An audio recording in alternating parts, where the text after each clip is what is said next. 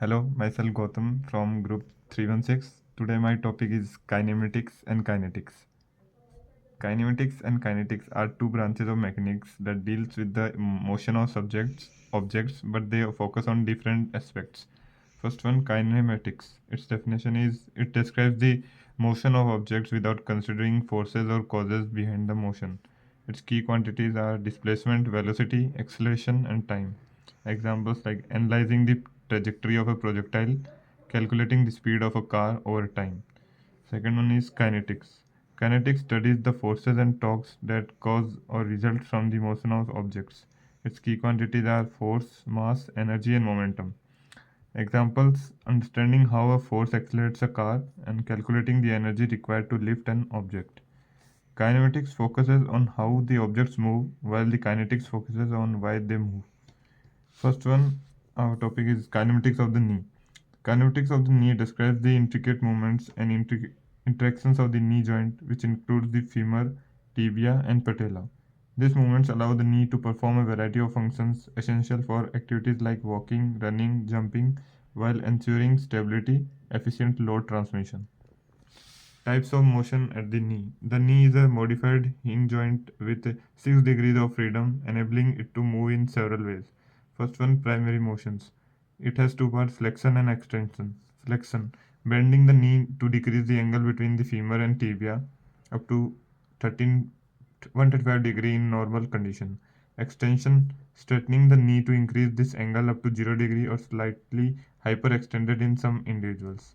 Second one is secondary motions. It has three parts, axial rotation, external rotation, and internal rotation.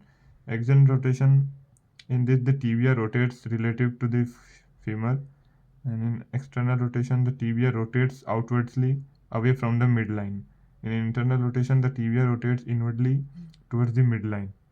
This rotation is most evident when the knee is flexed at least 30 degree and nearly absent in full extension. Varus and valgus. Minimal lateral or medial angulation occurs during movement controlled by the collateral ligaments. Second one is arthrokinematics, also known as joint surface interactions. During flexion and extension, the joint surfaces do not simply glide. Instead, the femur and tibia undergoes a combination of rolling, sliding, and spinning to maintain stability and proper alignment.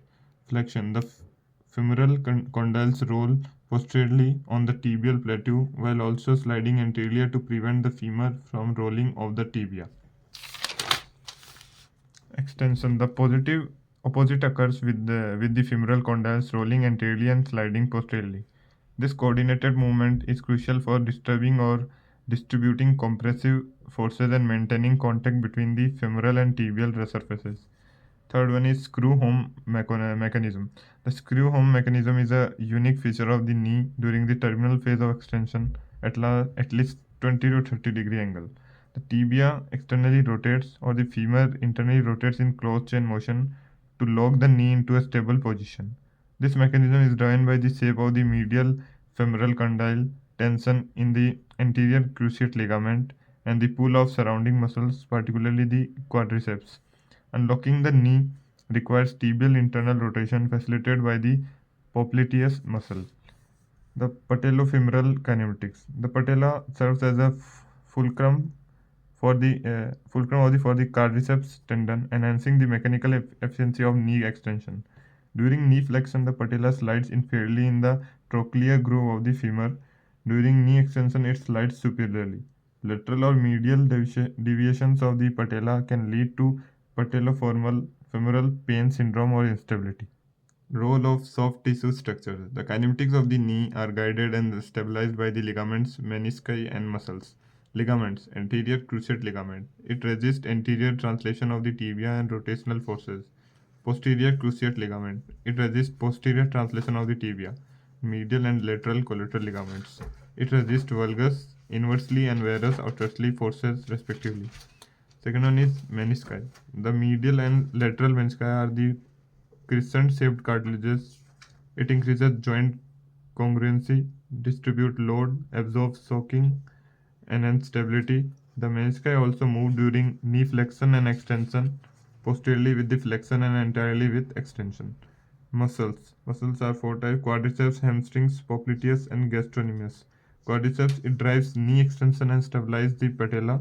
Hamstrings, it assists with flexion and posterior tibial translation. Popliteus, it unlocks the knee by initiating tibial internal population. Gastrocnemius, it provides secondary support for knee flexion and dynamic stability. Sixth one is load distribution and efficiency. The knee experiences significant forces during the daily activities, walking 2-3 times body weight, running or jumping 6 times body weight. Proper kinematics ensure that these loads are evenly distributed, reducing wear, tear on the articular cartilage and minimizing the risk of injury. Functional importance. The knees kinematics are essential for walking, running, load management, and stability. Walking, running, it's smooth flexion and extension during the gait cycle.